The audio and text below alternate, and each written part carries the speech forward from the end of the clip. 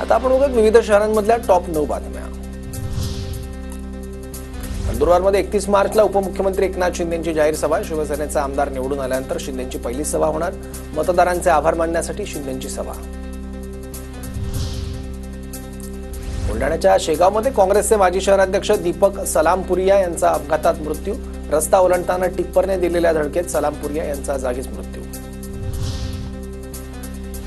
मुंबई महानगर प्रदेश विकास प्राधिकरणाकडून उत्तम ते पालघर सागरी सेतू बांधण्यात येणार। मुंबईकरांना नरिमन पॉइंट ते विरार प्रवास थेट आणि अतिजलद होणार।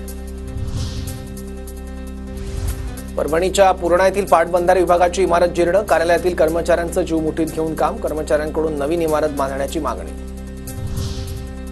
परभणीच्या भीमनगर रेल्वे गेट परिसरात सतत रेल्वे गेट बंद होत असल्यानं वाहतुकीचा खोळंबा। उड्डाणपूल बांधण्याची स्थानिक नागरिकांची मागणी।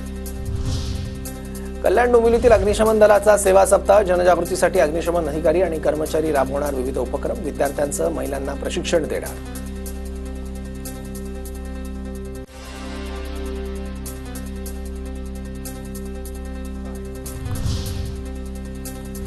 नांदेडच्या आदिवासी शासकीय मुलांच्या वसतिगृहात सुविधांचा अभाव। वसतिगृहात सर्वत्र अस्वच्छता पसरल्याचं चित्र। कंत्राटदारांकडून करून विद्यार्थ्यांना निकृष्ट दर्जाचं जेवण दिलं जात असल्याचा आरोप। नंदुरबारमधील गटाराचं पाणी रस्त्यावर। पालिकेकडून नाले सफाई होत नसल्यामुळे गटाराचं पाणी रस्त्यावर आलं। पालिका याकडे दुर्लक्ष करत असल्याचा आरोप।